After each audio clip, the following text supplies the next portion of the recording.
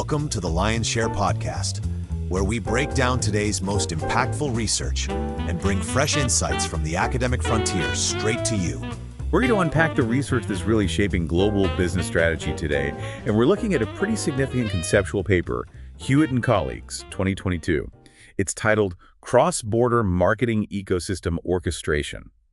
It basically argues that the old ways of thinking about international expansion just aren't cutting it anymore. That's right. I mean, think about the classic theories, Uppsala. They were great for their time, but they came out of, the 70s? A very different world, pre-digital mostly. Now we're in this fourth industrial revolution.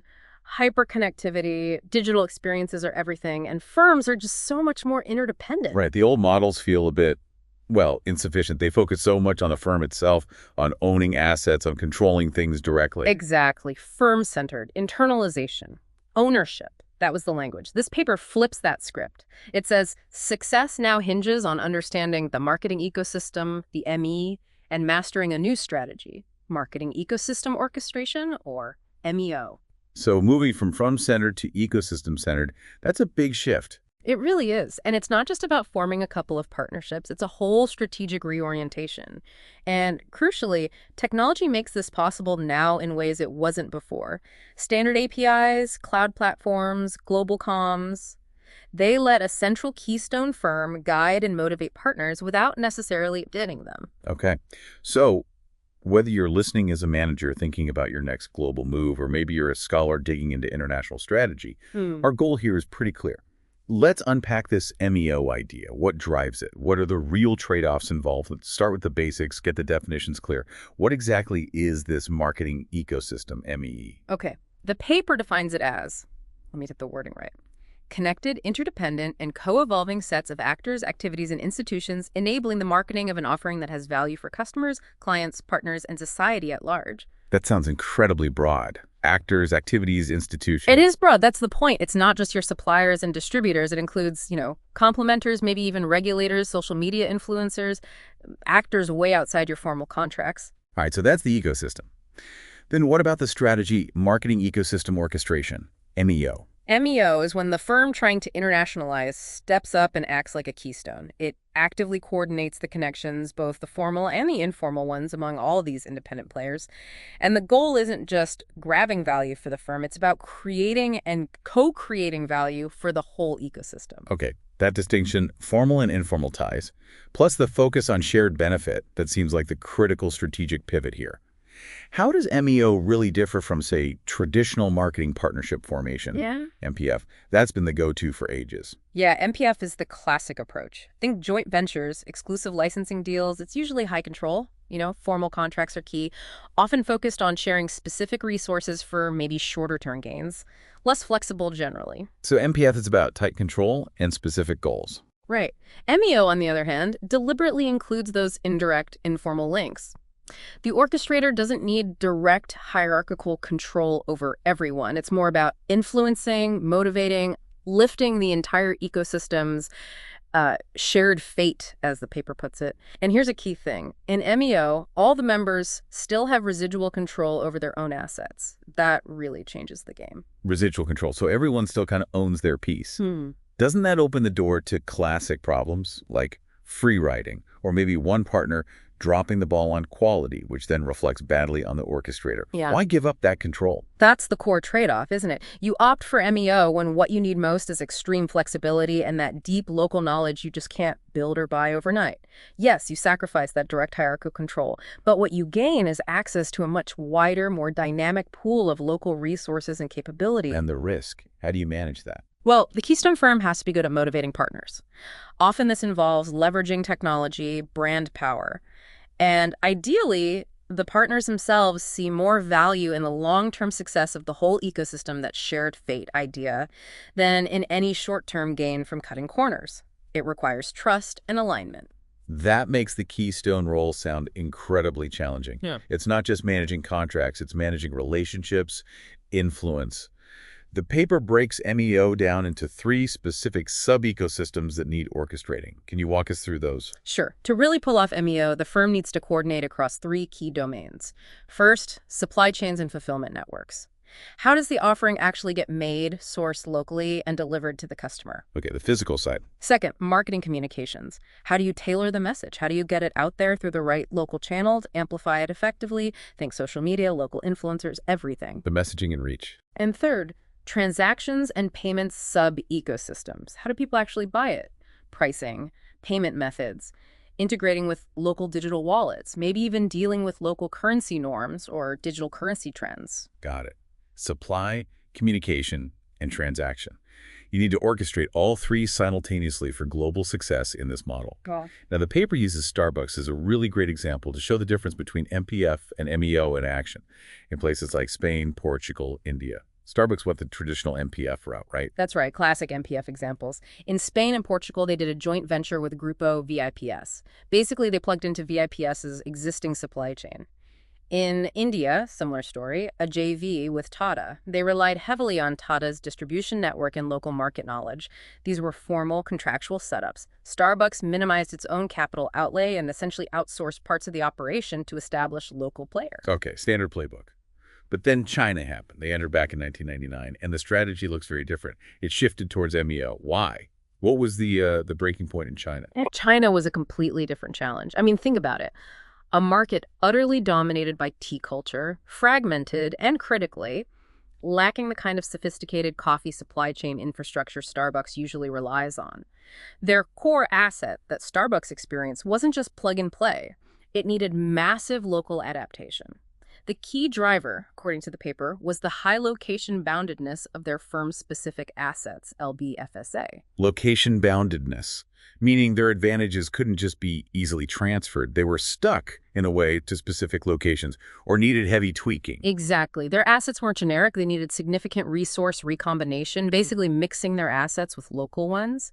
Deep tailoring was required for everything. The drinks menu, the store design, how they communicated, how people paid. So let's connect that back to those three sub-ecosystems. How did Starbucks actually orchestrate things in China to overcome this LBFSA? Okay, let's map it out. For supply chain and fulfillment, they couldn't just import beans and expect it to work at scale or fit the local palate perfectly. They had to build a local supply base. They set up the Yunnan Farmer Support Center, invested in the Chinese Coffee Innovation Park, basically co-creating a local coffee source. Right, building the infrastructure themselves almost. Oh, yeah. Partners. For marketing communications, they didn't just run global ads. They formed deep relationships with key Chinese digital platforms like Tencent for WeChat, Sino-Weibo, making sure their customer interactions felt native to how people actually communicate and build relationships in China. Mm-hmm. Essential for relevance.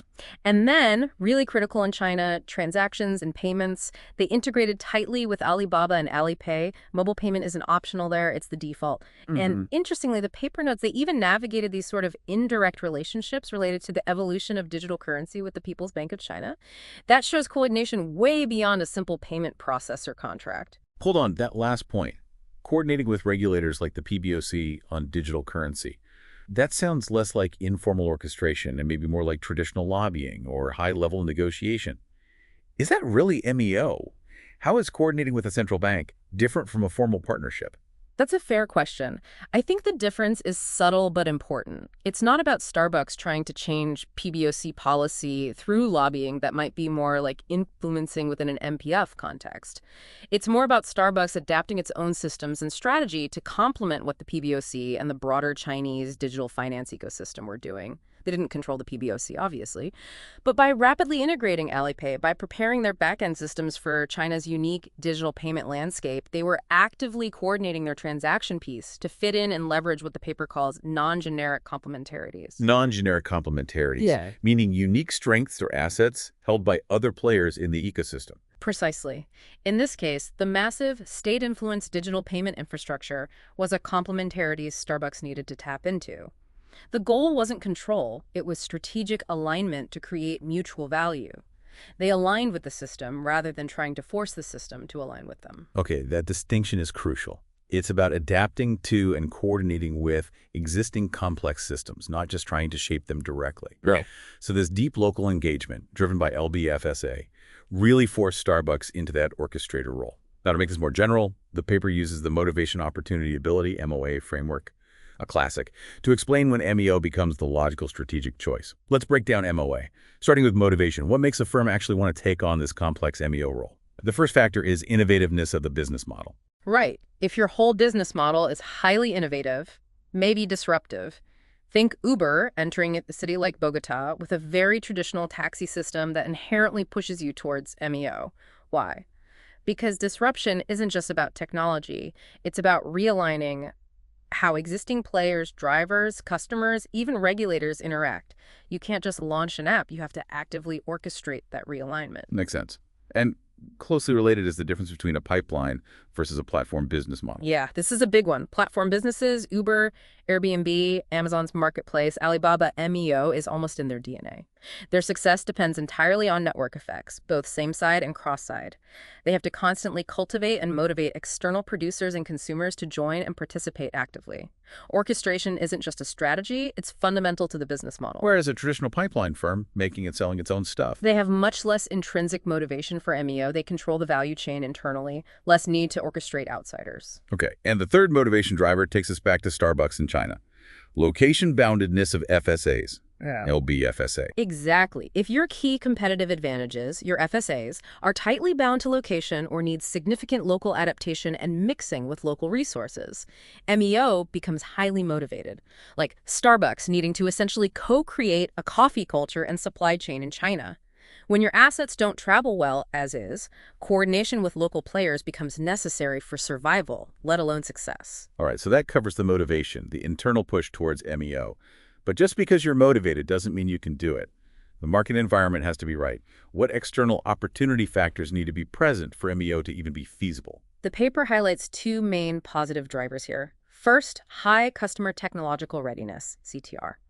If the local population is comfortable with technology, uses digital tools, adopts new platforms quickly, like mobile payments being ubiquitous in China, that creates the fertile ground MEO needs to flourish. You need the audience to be ready for the digital interactions MEO often relies on. Absolutely. And second, a high desire among consumers for a customized consumption experience, CCE. CCE. Okay, let's pause there. We're talking about deep personalization, right? That seamless experience where everything feels tailored just for you, your coffee order ready via mobile, recommendations that feel spot on. That kind of thing requires a level of coordination between different players, app, payment, store, delivery that just wasn't common, or maybe even possible 20 years ago. You nailed it. Delivering that hyper-customized experience demands smooth, real-time coordination among a whole host of independent actors. The app provider, the payment gateway, maybe a third-party delivery service, the local store staff. Yeah. MEO becomes the strategic approach that can actually pull that off effectively. So high CCE demand makes the complexity of MEO worthwhile. Right. And conversely, the paper notes a negative opportunity factor, the modularity of the offering. If your product or service is highly standardized, easily broken down into interchangeable parts like a basic commodity, the need and the opportunity for complex ecosystem orchestration goes down significantly. Okay, so motivation and opportunity. The final piece of MOA is ability. What capabilities does the firm itself need to actually execute MEO successfully? Two key market-based assets are highlighted. First, the transferability of the focal firm's knowledge. Basically, how easily and effectively can the keystone firm share its know-how, technical expertise, operational processes, market insights with its ecosystem partners? Think of Alibaba sharing its e-commerce playbook with Paytm in India.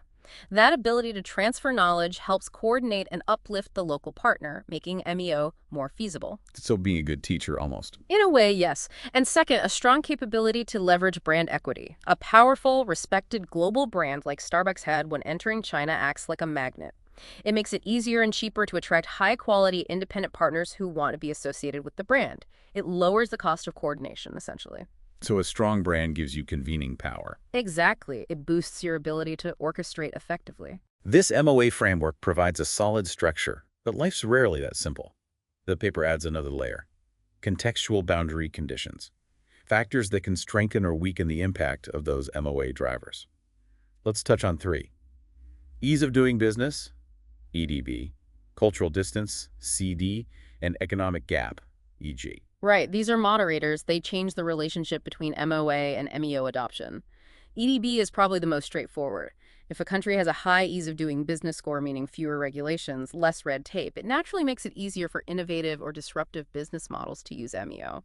There's less friction when you're trying to coordinate or realign local actors. Makes sense. Less bureaucracy helps orchestration. Now, cultural distance, CD. This one seems complex. The paper suggests high CD can both decrease and increase the likelihood or pressure for MEO, depending on the situation. That sounds contradictory. It does sound tricky, but it reflects a complex reality. Here's the idea. If the cultural distance between the firm's home market and the host market is really large, simply trying to impose a highly innovative, disruptive model, high innovativeness, becomes very risky. You don't understand the nuances, the local reactions. So high CD might make you less likely to choose MEO for a purely disruptive play, pushing you towards safer formal partnerships where you have more control. Okay, so high CD dampens the effect of pure innovativeness on MEO. But, and here's the other side, if your core assets require deep local adaptation because of that cultural distance, high LBFSA, then the situation flips. Think Starbucks needing to understand Chinese tea culture to adapt its offerings and environment. That high cultural distance, combined with the need for localization, actually increases the pressure for MEO. You absolutely have to rely on and closely coordinate with numerous local actors who understand the culture deeply. Wow. So high CD is a double-edged sword. It can make you cautious, or it can force your hand into deep orchestration if localization is key. Precisely. And finally, the economic gap, e.g., between the home and host markets. How does the relative development level play in? A negative e.g., meaning the host market is less economically developed than the home market, can actually increase the positive impact of innovativeness on MEO adoption. Think about it. If a firm brings an innovative model to a less developed market, it often ends up filling infrastructural gaps, like Uber introducing Uber Lite in India to deal with poor connectivity, or M-Pesa providing mobile payments where banking was scarce. By filling these gaps, the firm naturally takes on a larger coordinating role, strengthening the case for MEO, provided, of course, they adapt their model smartly to the local conditions. Fascinating. So underdevelopment can actually be an opportunity for an orchestrator. Okay, let's pull back a bit. We've gone through the concepts, the case, the framework. What are the big picture implications here from a scholarly view first? Well, theoretically, this paper is really significant. It carves out and defines that ecosystem-centered end of the internationalization strategy spectrum. It gives researchers a new lens and a language to study these phenomena, and it opens up a rich agenda for future research. We need to understand how MEO impacts firm performance, especially things like marketing agility, the ability to sense and respond quickly. That seems like a key potential outcome of MEO. Also, developing reliable ways to actually measure MEO effectiveness and its long-term impacts empirically. That's a big gap right now. Lots of potential for doctoral work there. Definitely fertile ground for research. Now, let's bring it down to the practitioner level. If you're a marketing manager listening to this, what's the actionable takeaway? Sounds like global strategy just got a lot more complicated. It requires a more nuanced, almost political assessment up front, I'd say. Before entering a market, managers really need to weigh MEO against traditional MPF. You have to look internally. Are we a platform or pipeline? How location-bound are our key assets? And then look externally at the host market. What's the CTR? Is there high demand for CCE? How easy is it to do business? What's the cultural distance, the economic gap? You run through that MOA checklist, consider the boundary conditions, and if the indicators point towards needing deep local integration and flexibility over rigid control, then MEO should be seriously considered. And the fundamental mindset shift is moving from control to coordination. Absolutely. That's the crux of it for managers. MEO challenges that old logic where control was paramount, even if costly. By orchestrating independent actors who retain control over their own assets, you potentially gain access to vital local knowledge and resources without the massive overhead of direct ownership or heavily formalized JVs. It's about leveraging orchestrated, flexible networks rather than just relying on owned assets. That's the strategic pivot for modern global marketing. This really has been a vital deep dive. MEO isn't just a new acronym. It feels like a necessary evolution in strategic thinking for this interconnected digital age, moving beyond the firm to orchestrate the ecosystem. That's the emerging playbook. I agree. It captures the complexity firms face now. And perhaps, as you think about applying this, consider one final, maybe provocative question. Okay, leave us with something to think about.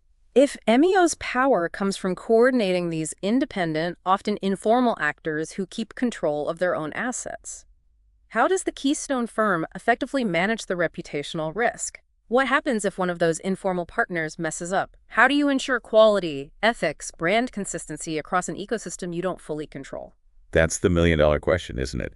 Balancing the flexibility and reach of informal networks with the absolute need to protect the core brand. A huge challenge. Thank you for walking us through this crucial framework today. We really hope this exploration sparks further thought and discussion for everyone listening.